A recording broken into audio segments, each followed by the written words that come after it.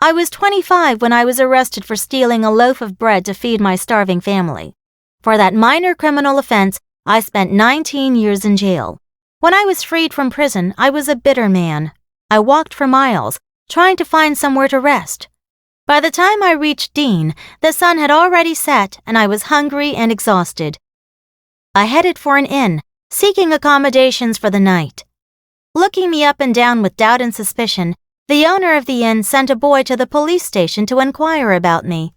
When the boy returned, he submitted a brief report to the owner. Glancing through the note, the owner learned that my name was Jean Valjean and that I was an ex-convict. As a result, he refused to let me in.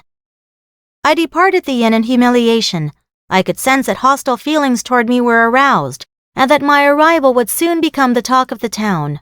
Just as I had expected, everyone in Dean knew that I was released on parole. Consequently, no one was willing to reach out to me, and even a glass of water was too much for me to ask for.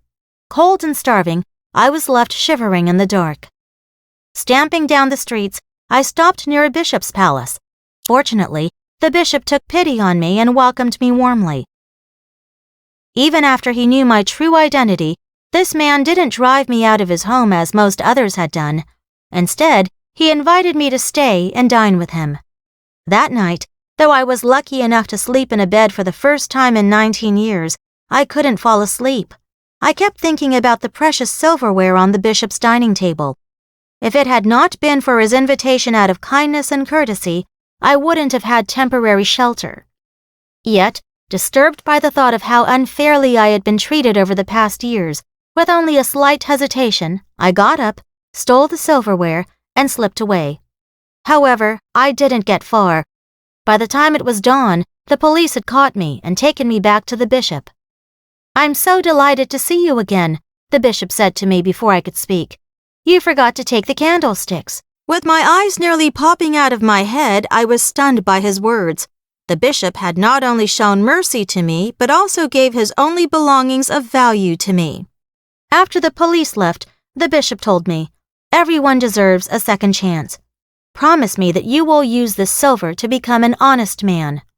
He continued solemnly, "Jean Valjean, my brother, you no longer belong to evil, but to good. It's your soul that I'm buying for you, and I give it to God." I left the bishop's house and drifted around the countryside. My thoughts were on my dark days in prison and on my wasted life. I was filled with anger and gloom.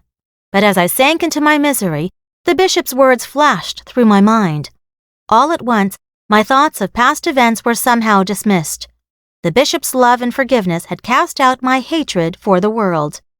From that moment on, I was truly free. I, Jean Valjean, became a changed man and never committed another crime.